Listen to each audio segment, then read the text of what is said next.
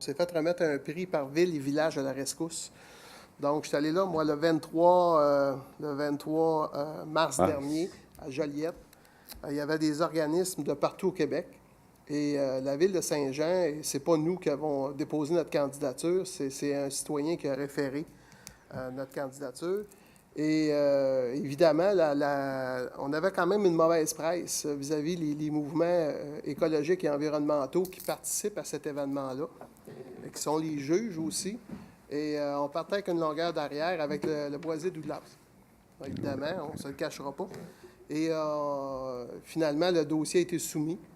Et suite à ça, devant l'ampleur du dossier, on a été souligné dans la région ici pour comme geste écologique. Dans le fond, c'est sûr que c'est dommage que Maxime n'est pas là, mais je suis sûr que tout geste qu'on pose en environnement, c'est toujours trop peu, trop tard. Si on n'avait rien fait, on serait probablement moins critiqué qu'avoir fait quelque chose.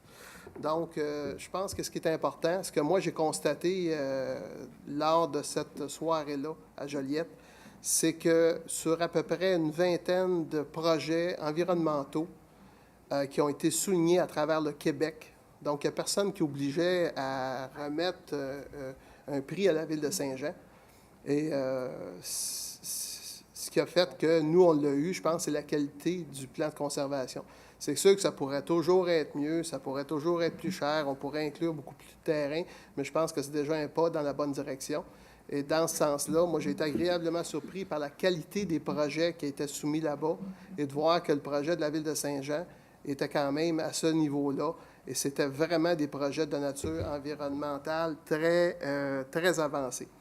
Alors ici, ce qu'on voit sur le cadre ici, c'est un chevalier cuivré. C'est une espèce de poisson en voie d'extinction, qui est une espèce qui est menacée, puis qui se retrouve, je ne voudrais pas dire de niaiserie, mais je pense que c'est exclusivement dans le Richelieu que ça se retrouve. Oui.